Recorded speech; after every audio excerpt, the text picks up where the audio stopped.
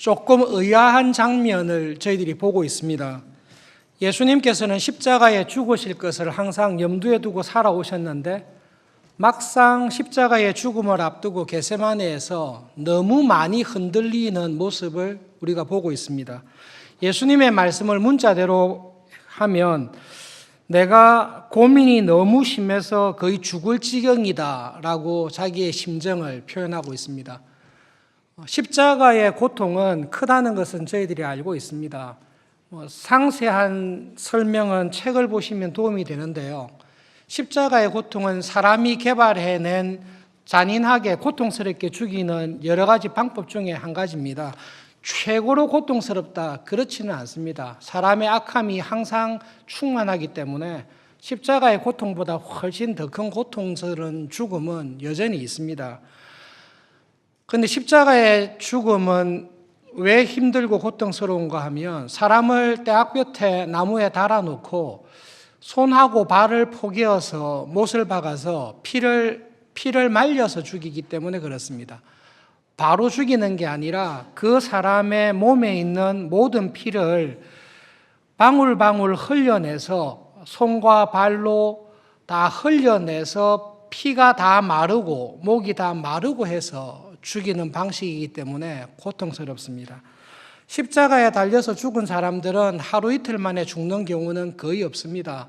사람의 목숨이 질기기 때문에 며칠간 때로는 몇 주씩 달려서 고통받는 사람들이 있었다라고 기록에 나와 있습니다. 십자가에 달려서 죽는 사람은 온전한 정신으로 죽는 사람이 별로 없다 기록이 있습니다. 피가 빠지고 목이 마르고 태양볕에 고통을 당할 때에 거의 정신이 미쳐서 그 고통을 잃어버린 가운데 죽는 경우가 많이 있습니다. 그래서 십자가의 처형이 너무 잔혹하기 때문에 로마 제국은 로마 시민권자들에게는 십자가 처형을 하지 않도록 명했습니다. 사도 바울이 십자가에서 죽지 않고 참수형을 당해 죽은 것은 그가 로마 시민권자였기 때문입니다. 베드로는 로마 시민권자가 아니었기 때문에 십자가 처형을 당해서 죽었습니다. 그 고통이 너무 어렵기 때문에 십자가의 고통을 덜어주는 방법 중에 한 가지가 자비를 베풀어주는 방법 중에 한 가지가 다리를 부러뜨리는 것입니다. 십자가에 달려 있으면 체중이 심장을 누르게 되어 있습니다. 그 심장을 계속 누르면 심장이 터지거나 심장이 마비를 일으켜서 죽게 되는데요. 사람은 본능상 생존의 욕구가 있기 때문에 자기의 무게가 심장을 눌러서 죽을 것 같으면 못에 박힌 두 발에 힘을 줘서 몸을 위로 올려서 심장 누르는 것을 잠시나마 해소시킵니다. 그런 사람에게 고통을 덜어주기 위해서 다리를 부러뜨리면 심장을 누르는 것을 올리지 못하고 계속 눌려서 빨리 죽을 수 있기 때문에 다리를 부러뜨리는 것은 자비를 베푸는 방식입니다. 예수님 옆에 있던 강도에게 다리를 부러뜨린 이유는 안식일이 다가오기 때문에 빨리 죽이기 위해서, 고통을 덜어주기 위해서 다리를 부러뜨린 것을 아실 것입니다. 그렇지만 용감하게 십자가의 처형을 당했던 사람들도 있습니다. 로마 시대 때 검투사들의 반란을 일으켰던 스파르타쿠스의 영화를 보시면 마지막에 검투사들이 다 잡혀서 처형당하는데요. 지도자가 누구냐라고 했을 때 함께 싸웠던 군인들이 내가 스파르타쿠스라고 나를 십자가에 죽이라고 떳떳하게 이렇게 죽는 모습을 보여줍니다. 예수님 같으면 조금 더 용감하시게 십자가의 죽음을 감당하실 것 같은데 뜻밖의 예수님은 한없이 약한 모습을 보여주고 계십니다. 겟세마네 동산에서 얼마나 간절하고 무섭고 두려웠으면 기도를 하는데 땀방울이 핏방울이 되도록 그렇게 고민하면서 내가 죽을 지경이다라고 고통을 이야기하면서 예수님께서는 염려하고 계십니다. 십자가의 고통이 예수님에게 어떤 고통이었길래 이렇게 힘들어하셨을까? 39절에 있는 말씀이 예수님이 지금 당하는 고통을 잘 설명해 주고 있습니다. 예수님은 39절에서 이렇게 말씀하십니다. 얼굴을 땅에 대시고 엎드려 기도하여 이르되 아버지 만일 할만하시거든 이 잔을 내게서 지나가게 해 주십시오. 예수님은 하나님께서 주시는 잔을 마셔야 됩니다. 그것이 십자가의 죽음입니다. 예수님에게 이 잔을 주시는 분은 하나님이십니다. 하나님께서 주시는 이 잔은 무슨 잔입니까? 예수님께서는 십자가에서 아담과 하와의 타락 이후에 내가 저지른, 우리 모든 인류가 저지른 죄를 예수님께서 다 짊어지시고 그 죄에 대한 하나님의 저주와 심판을 받으시는 것입니다. 지금 예수님 앞에 있는 두려움 중에 한 가지는 육체적인 십자가의 처형입니다마는 예수님의 실제로 마음을 누르는 것은 하나님께서 주시는 진노와 심판의 잔입니다. 이 진노와 심판의 잔에는 성자이신 예수님께서도 감당할 수 없는 심각한 영혼의 고통과 예수님께서 혼절할 수밖에 없는 엄청난 두려움이 하나님이 주시는 이 잔에 담겨져 있습니다. 하나님께서 주시는 이 잔에는 두 가지가 담겨 있는데요. 아담과 하와의 타락 이후 우리가 지었던 모든 죄를 하나도 남김없이 예수님에게 다 뒤집어 씌우는 것입니다. 고등학교 학생이 학교에서 오해를 받았습니다. 가난한 학생이었는지 모르겠는데요. 친구의 돈을 훔쳤다라는 오해를 받았습니다. 자기는 훔치지 않았는데 훔쳤다라고 선생님도 오해하고 반의 모든 학생들이 오해를 했습니다. 그 죄를, 그 누명을 뒤집어 쓴 슬픔과 분노와 억울함에 자살하는 일이 있었습니다. 내가 전혀 짓지 않은 죄입니다. 죄라는 것과는 아예 무관한 분이신데 지금 하나님께서는 예수님이 전혀 짓지 않았던 모든 인간이 지었던 죄를 예수님에게 다 돌리십니다. 죄를 돌리는 척 하는 게 아니라 진짜로 그 죄를 예수님에게 다 뒤집어 씌우십니다. 본인은 죄와 무관하게 살았습니다. 본인은 생명과 진리로 살았는데 생명과 진리로 충만했던 예수님의 영혼에 인간이 지었던 추악하고 더럽고 용서할 수 없는 죄짐이 예수님의 영혼에, 예수님의 두 어깨에 다 누르기 시작했습니다. 사람의 모든 죄를 자기 영혼에 다 짊어지려고 하는 순간 상상할 수 없었던 인간의 지었던 죄의 무게가 예수님의 영혼을 심히 압박하기 시작했습니다. 그와 함께 하나님께서 주시는 잔에는 그 죄에 대한 상상할 수 없는 하나님의 보복과 저주와 심판이 예수님의 영혼을 누르기 시작했습니다. 하나님께서는 죄를 용서하지 아니하는 사람을 영원한 지옥의 형벌로 저주하시고 심판하실 것을 우리는 알고 있습니다. 그런데 지금 하나님께서는 영원한 죄에 대한 하나님의 상상할 수 없는 보복과 진노와 심판의 심정을 예수님에게 다 쏟아붓기로 작정하시고 예수님을 그 진노와 보복의 대상으로 간주하시는 것입니다.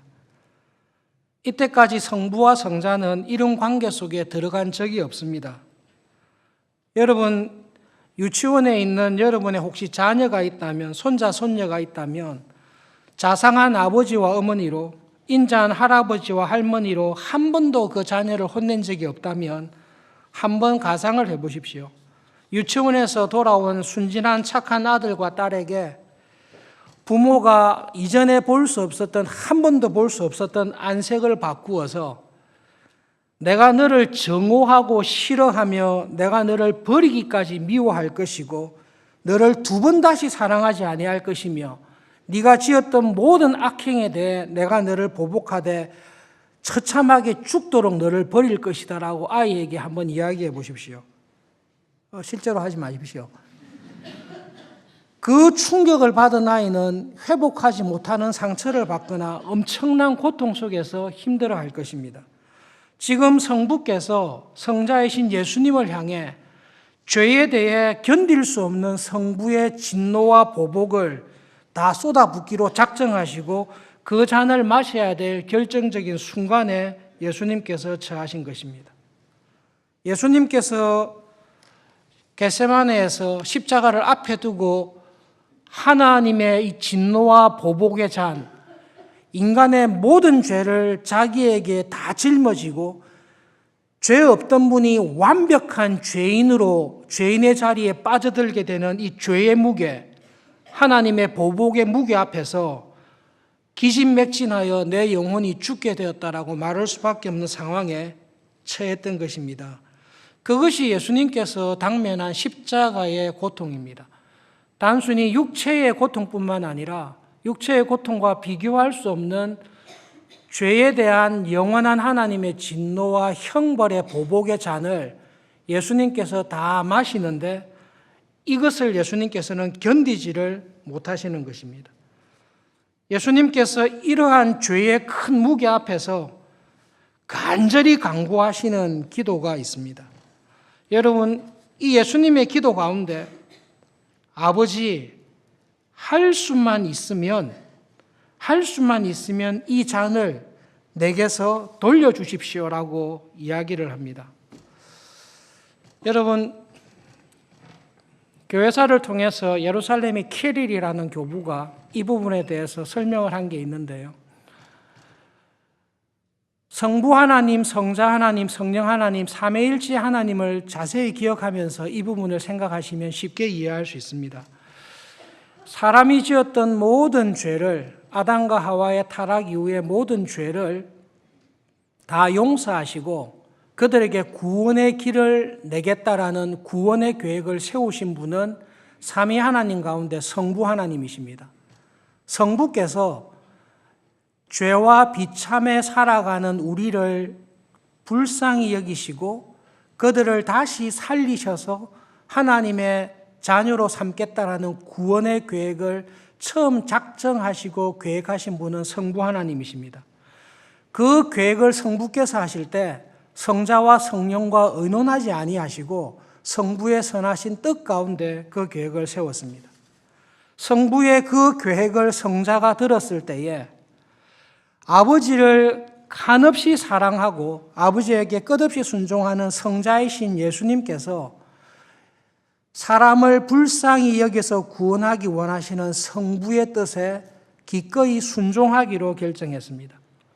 그리고 성자 역시 성부와 똑같은 마음으로 죄에 빠져 영원한 형벌 속에 있는 사람을 불쌍히 여기는 마음, 사람을 긍휼히 여기는 마음 가운데 자원하여 성부의 계획을 실행하기로 작정하셨습니다. 원래 이 계획을 만든 분은 성부세요. 성자와 의논하지 않고 성부가 만드셨어요. 그 성부의 계획을 성자가 들었습니다.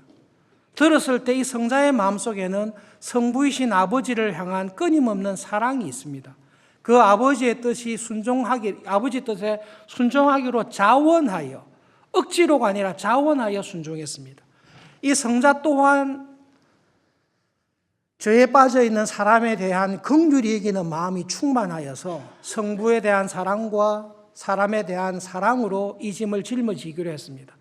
그리고 이것을 짊어지기 위해서 막상 십자가 앞에 딱 섰을 때 이때까지 한 번도 경험해 보지 못했던 수많은 죄가 자기에게 다 오게 되는 이 죄의 무게와 이 죄에 대해 한 번도 성부가 그렇게 하신 적이 없는데 자기를 죄인으로, 완벽한 죄인으로 간주하시고 죄에 대한 성부의 상상할 수 없는 저주와 심판의 대상이 된다라는 이 두 가지 무게가, 이 죄의 무게와 심판의 무게가 성자를 짓누를 때에 성자가 이 고통 가운데 아버지 할 수 있으면 계획 좀 바꾸시면 좋겠습니다. 아버지 정말로 힘든데 바꿔주셨으면 좋겠습니다. 아버지 할 수만 있으시면 이 잔을 저에게서 옮기실 수 있으면 좋겠습니다. 라고 간구하시는 것입니다. 성부께서, 성자이신 예수님께서 이 절박한 마음으로 기도하는 모습을 보고 계십니다. 39절에 얼굴을 땅에 대시고 엎드려 기도합니다. 보통 유대인들은 이렇게 기도하지 않습니다. 바리새인들의 기도의 모범처럼 길가에 서서, 회당에 와서 서서, 바리새인과 세리의 기도처럼 서서 손을 들고 하늘을 향해 얼굴을 들고 하는 것이 유대인들의 전형적인 기도의 모습입니다. 그러나 지금 예수님께서는 바짝 땅바닥에 완전히 엎드려져서 얼굴을 땅바닥에 대시고 엎드려서 기도하고 있습니다.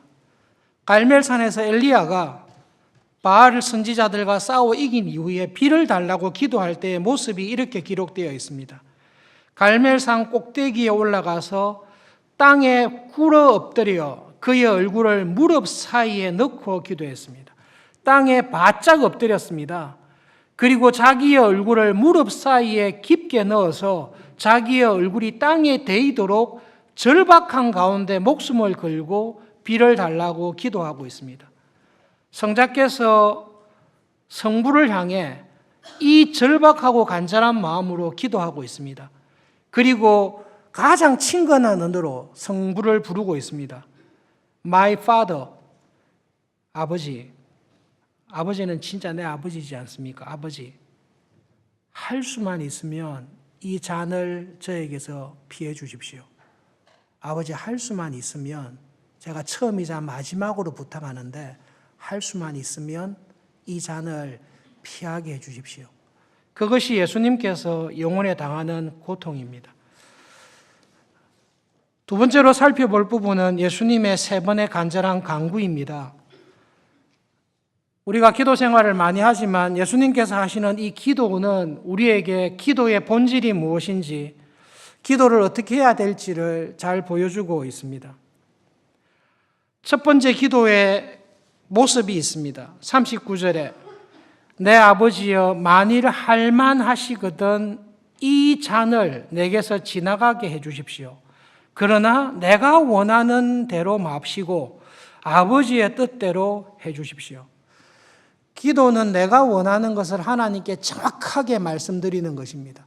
네가 무엇을 원하냐라고 물었을 때 이래도 좋고 저래도 좋고 이거는 기도가 아닙니다. 이래도 좋고 저래도 좋겠다라는 말은 해줘도 좋고 안 해도 좋다는 말인데 그런 기도는 굳이 하실 필요가 없습니다. 기도할 때는 하나님, 저는 이렇게 되기를 진심으로 원하니 하나님 이것을 들어주십시오라고 내가 원하는 것을 하나님 아버지께 진실로 구하는 것입니다. 그리고 그 기도의 본질은 내 뜻을 관철시키는 것이 아니라 나는 이렇게 원합니다마는 나를 향한 하나님의 선하심과 지혜를 믿기에 내 기도를 들으시고 이 문제에 대해 하나님께서 가지고 계시는 더 선하신 뜻을 이루어 주십시오. 내가 하는 기도보다 나의 계획보다 나의 기도를 들으시는 하나님의 사랑이 하나님의 선하심과 지혜가 더 큰 줄을 믿습니다. 그러니 저희의 기도를 들으시고 하나님의 뜻을 따라 이루어 주십시오. 이것이 기도입니다.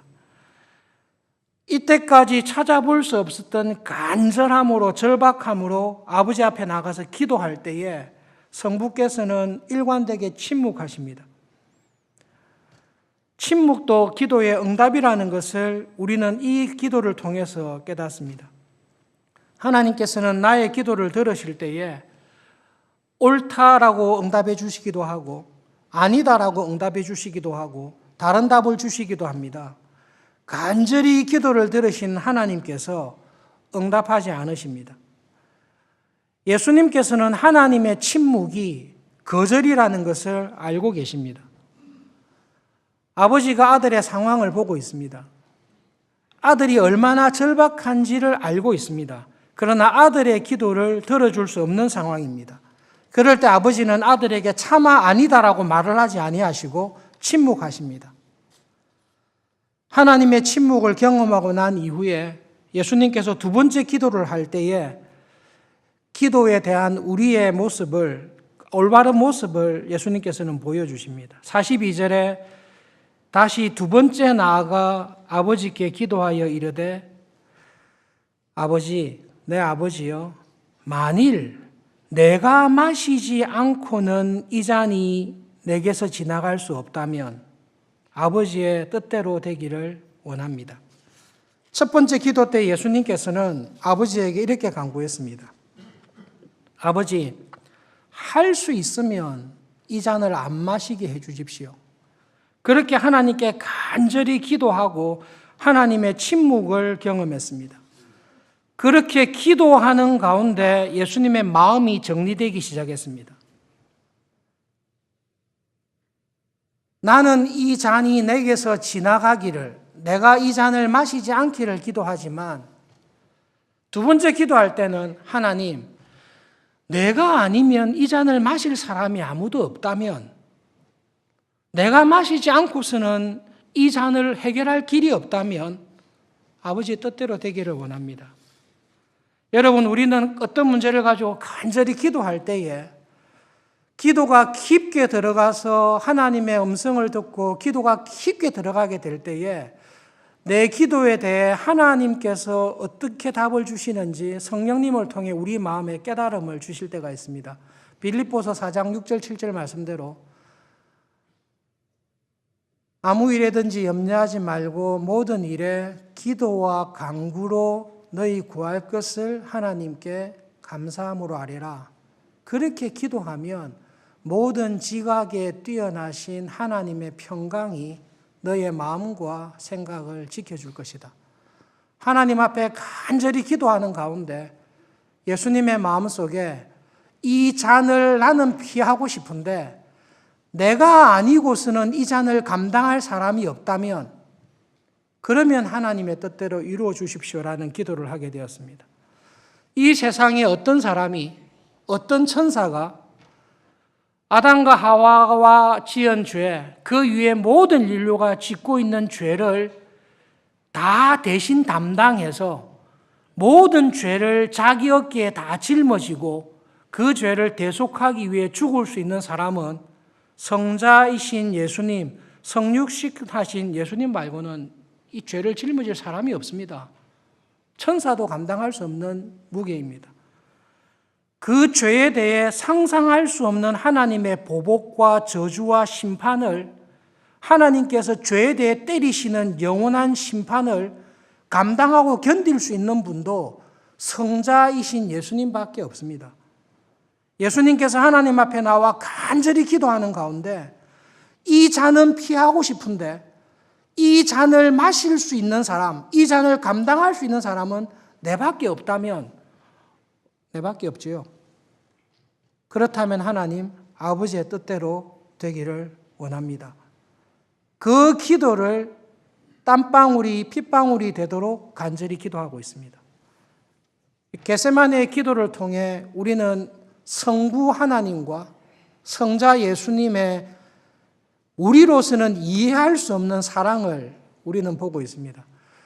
여러분, 성부 하나님께서 우리를 더 사랑하십니까? 성자 예수님께서 우리를 더 사랑하십니까? 이 성자 예수님은 우리가 지었던 모든 죄를 자기가 지은 것으로 다 가지고 가십니다. 그리고 우리가 영원토록 지옥에서 받아야 될 하나님의 죄에 대한 보복과 심판을 자기가 다 감당하면서 우리를 향한 사랑을 보이고 계십니다. 우리는 여전히 예수님을 무시하고 믿지 않고 내 고집대로 살아가는 죄인인데 그런 죄인을 향해서 이 성자께서 아무런 조건도 아무런 이유도 걸지 않고 그 죄를 자기의 몸에 다 짊어지는 사랑을 보여주고 계십니다. 성부는 어떤 사랑을 보여주고 있습니까? 성부는 지금도 성부를 무시하고 배반하고 여전히 죄를 짓고 있는 나를, 우리를 살리기 위해서 자기의 하나밖에 없는 독생자를, 전혀 가치가 없는 죄인을 살리기 위해 자기 아들을 죽이시는 고통을 감당하시고 있는 것이 우리를 향한 성부의 사랑입니다. 우리는 이 성부 하나님과 성자 예수님의 사랑을 우리의 수준으로는 이해할 수가 없습니다.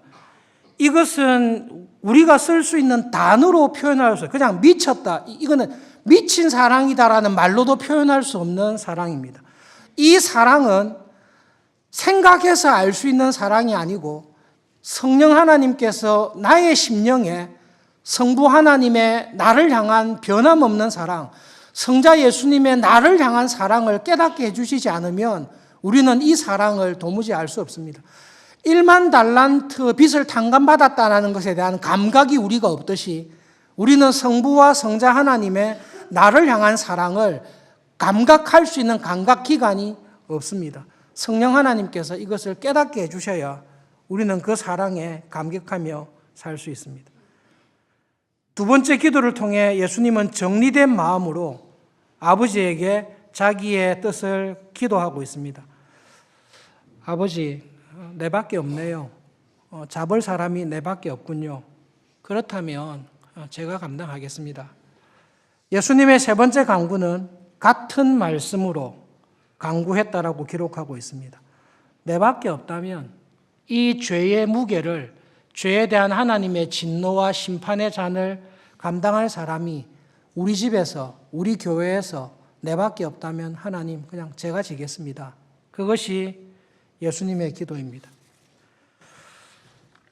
여러분, 우리의 생활과 관련해서 우리는 생활 속에서 죄를 자주 마주칩니다. 죄는 내 안에 살아 있습니다. 내 안에 미워하는 마음, 내 안에 시기하는 마음, 내 안에 용서하지 못하는 마음을 우리는 항상 죄로 인하여 고통받고 있습니다. 죄는 악한 행동으로 드러납니다. 가정에서, 직장에서, 사람들과의 관계에서, 교인들과의 관계에서 우리는 배우지 않아도 저 사람이 악하구나, 저 사람이 악한 일을 나에게 하고 있구나라는 것을 우리는 본능적으로 알 수 있습니다. 왜냐하면 우리가 죄인이기 때문에 그렇습니다. 죄인은 죄가 무엇인지를 압니다. 무시를 당해본 사람은 무시하는 것이 어떻는지를 압니다. 용서하지 않고 쓴뿌리를 품고 있는 사람은, 나를 향해 쓴뿌리를 품고 있는 사람을 귀신처럼 알아댑니다. 왜냐하면 우리는 죄에 익숙하기 때문입니다. 죄는 문화를 통해서 나타납니다. 죄가 죄인 것을 정당화시키는 방법이 문화이고, 죄를 회개하지 않고 그 죄를 용인하는 것도 문화라는 놀라운 힘에 있습니다. 다음 주에 추석 명절을 앞두고 있습니다. 문화를 통해서 죄는 우리 생활 가운데 깊게 들어와 있습니다. 80년대 전후로 실제로 있었던 일인데요. 아들과 딸을 미국에 유학 보냈던 어머님께서 오랜만에 기회를 얻어서 딸 집에 방문하게 되었습니다. 유학 중인 사위와 함께 살고 있었는데 딸 집에 가서 봤을 때 참 놀라운 장면을 보았습니다. 열심히 유학하는 사위가 집에 돌아와서 아이들의 기저귀를 갈아주고 집안 청소도 열심히 하고 부엌에서 식사 후에 설거지하는 사위의 모습을 보았습니다. 마음에 큰 감동이 되었습니다. 참 훌륭한 사위구나. 우리 딸은 복을 받았구나. 교회에 갈 때, 쇼핑을 나갈 때, 외출할 때 기저귀를 채워서 아이를 이렇게 안아서 남편이, 사위가 앞뒤로 아이들을 안아서 나가는 모습을 보고 큰 기쁨을 얻었습니다. 딸 집에 방문을 마치고 아들 집에 갔습니다. 아들도 유학 중이었습니다. 아들도 학교에서 돌아와 자녀의 기저귀를 갈아주고 집안 청소를 도와주고 부엌에서 설거지하는 모습을 보았습니다. 눈에서 천불이 났습니다. 내가 어떻게 키운 아들인데 저렇게 유학 중인 우리 아들을 기저귀를 갈게 하고 설거지를 시키고 집안 청소를 시키며 교회에 갈 때 어떻게 남자가 아이를 안고 가냐 천불이 나서 일정을 단축하여 한국에 일찍 귀국했습니다. 우리는 이런 이야기를 들을 때 웃지만 그 웃는 이유는 우리 안에 똑같은 죄성이 있다는 것을 우리가 인정하고 알기 때문입니다. 그 시어머니께서 볼 때는, 그 어머니께서 볼 때는 자기가 시집 와서 살았던 시집살이에 비해서 며느리가 하는 모습은 도무지 저래서는 안 되기 때문일 것입니다. 여러분, 시어머니는 시어머니 나름대로의 고통이 있고 며느리는 며느리 나름대로의 고통이 있습니다. 죄는 내 안에, 내 주위에, 문화에, 사방에 널려 있습니다. 주중에 커피 브레이크 공부를 하면서 권사님들과 집사님, 갈렙 공부를 하면서 집사님들과 이야기 나눌 때에 모든 사람이 추석을 앞두고 추석의 좋은 점과 함께 문화 속에 들어와 있는 죄로 인해서 걱정하는 모습을 보고 있습니다. 여러분, 추석이 아니면 언제 부모님을 한번 뵐 수 있습니까? 우리는 다 바쁘게 삽니다. 그러나 조상들의 지혜 속에 설날과 추석이라는 큰 명절이 있어서 아무리 멀리 있어도 부모님을 오래간만에 찾아가서 만날 수 있고, 형제 자매이긴 하나 다 뿔뿔이 있었던 형제 자매가 이 추석이라는 설날이라는 명절을 통해 한 가족인 것을, 그동안 몰랐던 소식을 주고받으며 좋은 일을 축하해주고 나쁜 일을 위해서는 기도하며 도울 수 있는 참 좋은 명절이 우리에게 있습니다. 그러나 동시에 이 명절 속에 죄라는 것은 우리 사방에 들어와 있기 때문에 이 죄라는 것이 문화 속에 들어와 있습니다. 이런 이야기를 하면 우스개로 넘어갈 수도 있고 설교가 딴 데로 빠질 수 있는데요. 생략하고 예수님께서 보여주신 모범을 생각해 보도록 하겠습니다. 이 잔을 감당할 수 있는 사람은 예수님밖에 없습니다. 추석에 가족들과 함께 시댁에서 친척들과 함께 친정에서 모였습니다. 누군가 한 사람이 죽도록 일을 해야 됩니다. 누군가 한 사람이 일을 하고도 욕을 먹어야 됩니다. 그런데 이 일을, 죄를 볼 때에, 우리는 죄를 볼 때에 본능적으로 죄를 무서워하며 피하며 도망가려고 합니다. 사랑은 죄를 내가 짊어지는 것입니다. 여러분, 사랑은 죄를 보고 도망가는 것이 아닙니다. 사랑은 힘든 자리를 요리조리 피하는 것이 사랑이 아닙니다. 사랑은 예수님께서 보여주셨듯이 그 죄의 무게 앞에서, 그 죄로 인한 고통 속에 마음을 준비하여 내가 들어가서 내가 져야 될 짐을 기꺼이 하나님의 은혜 안에 지는 것이, 그것이 예수님께서 보여주신 사랑이고 십자가의 길을 걷는 것입니다. 예수님께서 지신 이 십자가를 우리에게 지라고 하지 않습니다. 여러분, 이건 아무나 못 져요. 사람들이 흉내내기 위해서 예수님의 십자가 고난주간에 십자가에 못을 박아서 달리고 하는데, 그거는 예수님께서 당하신 고난하고는 비교도 안 됩니다. 예수님께서는 그 큰 사랑을 나에게 보여주시고, 내가 예수님께서 걸으셨던 이 길을 걸어갈 수 있는 넉넉한 은혜를 우리에게 주십니다. 우리 교회의 수많은 며느리 여러분, 죄로 인해 짓눌리고 죄를 피하고 어떻게 하면 빨리 이것을 모면할까, 그 자리로 우리를 부르신 것이 아니라 주님께서 나에게 주신 은혜와 사랑을 기억하면서 내가 아니면 감당할 수 없는 자리에 하나님께서 두셨으면 하나님, 이것을 넉넉히 감당할 수 있는 은혜를 주십시오. 기도하며 들어가셔서 죄는 미워하되 죄인을 사랑하시고 힘든 일이 있을 때 그 짐을 지는 자리에 저를 써주십시오. 그것이 명절을 맞이하는 예수님의 길을 따르는 신자의 마땅한 자세입니다. 수많은 남편 여러분, 아내가 시집에서 그렇게 힘들고 지나올 때 남편을 향해 온갖 비난과 불평을 할 때에 그것은 남편이 마땅히 들어야 될 복인 줄 알고 들으십시오. 누구한테 이야기하겠습니까? 또 아내가 불평한다. 남편 아니면 누구한테 불평하겠습니까? 내 아니고는 그것을 받아줄 사람이 없습니다. 남편이 당하는 고통보다 더 많은 어려움을 한국의 문화는, 우리의 유교 문화는 당하게 하고 우리 모두가 그 죄의 무게 가운데 있습니다. 사랑은 죄의 무게를 도망하고 회피하고 피하는 게 아니라 하나님의 은혜 안에서 죄의 무게를 견디고 선으로 악을 이기는 것이 예수님께서 믿음으로 살아가는 우리에게 보여주신 길입니다. 명절을 앞두고, 고향을 방문을 앞두고 졸지 마십시오. 제자들처럼 기도해야 될 때에 기도하지 아니하고 마음은 원이로되 육신이 약하여 졸고 있으면 죄는 우리를 결코 그냥 넘어가지 않습니다. 하나님, 제가 시집살이 역사상 처음으로 주님께서 시댁을 방문한 것처럼 예수님께서 내 안에 계셔서 이 죄의 무게를 넉넉히 견디시고 주님께서 죄의 사슬을 깨뜨리시고 하나님의 은혜 안에 살아가는 믿음의 가족이 어떠한 것인지를 보여주는 일에 저에게 힘을 주십시오. 그것이 모든 남편이, 모든 아내가, 모든 시어머니들께서 해야 될 기도의 제목입니다. 죄와 싸워 이기십시오. 죄를 피하지 마십시오. 그러기 위해서 주님처럼 성령님의 은혜 안에서 기도하셔서 이번 명절을 지나고 난 이후에 마음에 여러 가지 상처와 어려움이 있었겠지만 그것보다 믿음 안에서 든든하게 이겨나가시는 주님의 길을 따르는 사람들이 되시기를 함께 기도하면 좋겠습니다. 겟세마네의 기도가 결정적이었습니다. 겟세마네의 기도 이후에 예수님께서 죽으실 때까지의 발걸음과 모습을 보십시오.